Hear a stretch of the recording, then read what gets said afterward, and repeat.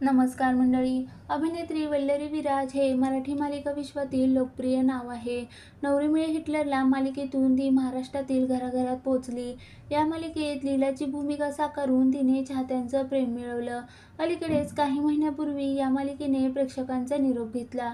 26 मे 2025ला मालिकेचा शेवटचा भाग प्रसारित करण्यात आला. त्यामुळे चाहते देखील प्रचंड नाराज झाल्याचं पाहायला मिळालं. इतकंच नाही तर मालिका संपणार असल्याचं कळताच अभिनेत्रीलाही मोठा धक्का बसला होता. याबद्दल अलीकडेच तिने एक खुलासा केला.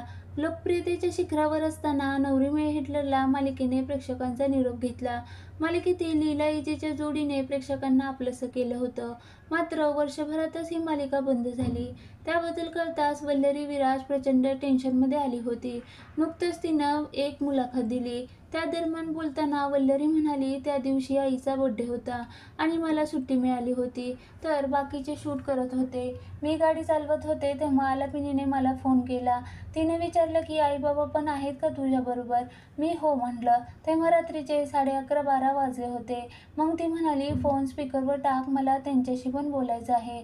त्यानंतर पुढे अभिनेत्रीने म्हटलं, मी फोन स्पीकरवर टाकून बाबांच्या हातात दिला.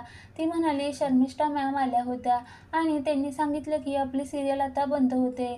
वल्लरीच्या आईचा वाढदिवस असल्याने तिला सांगू नको असे सगळे सेटवर म्हणत होते. पण मला असं वाटतं की सेटवर आल्यावर कळण्यापेक्षा ती तुमच्याबरोबर असताना कळू दे.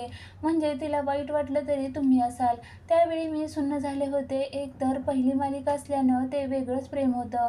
पुढे वल्लरी म्हणाली, छातीत दुखल्यासारखं असं काहीतरी वाटत होतं.